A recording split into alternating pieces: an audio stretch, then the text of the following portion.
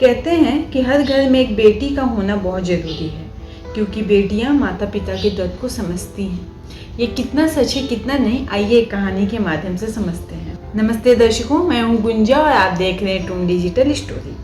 एक बार की बात है, एक लड़का और एक लड़की एक दूसरे से बहुत प्यार करते थे। दोनों ने शादी करने की सोची, तो इस बात को आकर दोनों ने अपने अपने घर वालों को बताया कि हम एक दूसरे से बहुत प्यार करते हैं और हम शादी करना चाहते हैं।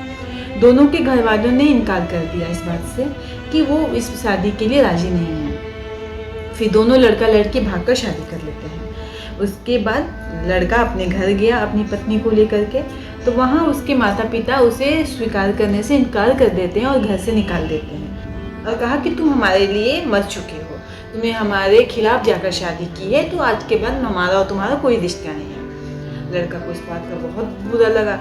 फिर लड़की ने लड़के से कहा कि अच्छा ठीक है, आप हमारे घर पर चलो, मेरे माता पिता मुझे जरूर स्वीकार करेंगे क्योंकि मैं अपने माता पिता की लाडली हूँ, वो मुझसे बहुत प्यार करते हैं। दोनों लड़की के घर पर गए, लेकिन ये क्या, लड़की के माता पिता ने भी स्वीकार करने से इनकार कर दिया। उन्होंने भी कहा कि तुम हमारे मर्जी के खिलाफ जाकर शादी करी हो, तो हम तुम्हें स्वीकार नहीं करेंगे। लड़की को भी इस बात का बहुत बुरा लगा, क्योंकि उसे तो उम्मीद ही नहीं था कि उसके माता पिता उससे इस तरह से बात करेंगे। उसे तो लगा था कि वो अपने माता पिता की बहुत लाडली है, बहुत प्यार करते हैं उनके माता पिता उनसे। लेकिन जब उसके माता पिता ने उससे इस तरीके से बात करी तो लड़की बहुत आहत हुई, बहुत दुखी हुई। फिर उसने गुस्से में लड़के से एक प्रॉमिस करवाया। लड़के से कहा कि मुझे प्रॉमिस करो कि कभी भी किसी भी सिचुएशन में तुम अपने घर नहीं जाओगे, कुछ भी हो जाए तुम अपने माता पिता से नहीं मिलोगे और ना ही मैं मिलूंगी। क्योंकि लड़का भी बहुत दुखी था अपने माता पिता के व्यवहार से, तो उसने कहा कि हाँ ठीक है, मैं नहीं जाऊँगा।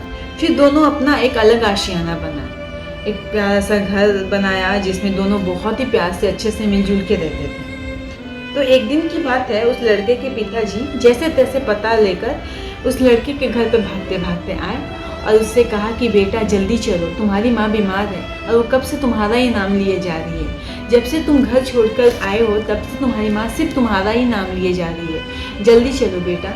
लड़का एक बार अपनी पत्नी की तरफ देखा और खामोश रहा। पिताजी समझ गए कि मेरा बेटा नहीं जाएगा। वो उदास मन से अपने घर आ गए।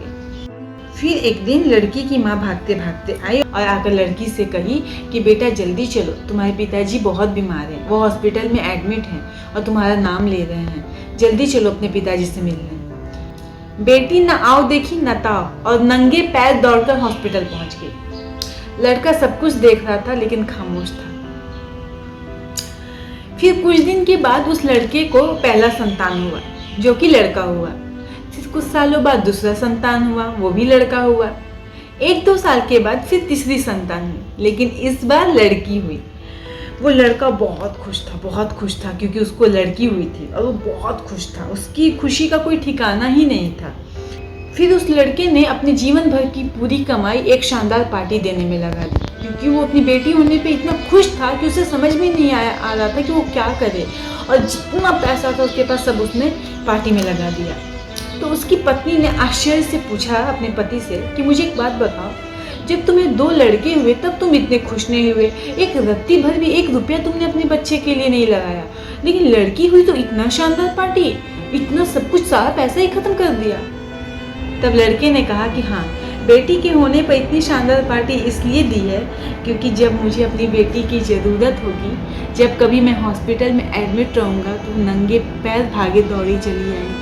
लड़की कुछ नहीं बोली, वो चुपचाप खड़ी सुनती रही और वो सब कुछ समझ रही थी कि मेरा पति क्या कहना चाहता है। लेकिन मैं ये कहूँगी कि लड़का हो या लड़की, आप दोनों को बराबर संस्कार दीजिए। अगर आप उन्हें अच्छे संस्कार देंगे तो आपके बुढ़ापे में ज़रूर आपका साथ देंगे, वो आपके लिए कहीं भी हो भागे दौड़े आएंगे। लेकिन हाँ, बेटियाँ थोड़ा सा अपने माता पिता से ज़्यादा प्यार करती हैं। कुछ बात समझ में आई, अच्छी तरह से आई। तो चलो आज के लिए बस इतना ही, मुझे दीजिए इजाज़त। मैं आपसे फिर मिलूंगी एक नए वीडियो में एक नई कहानी के साथ। तब तक के लिए आप अपना और अपने परिवार का खूब ख्याल रखें और देखते रहें टून डिजिटल स्टोरी।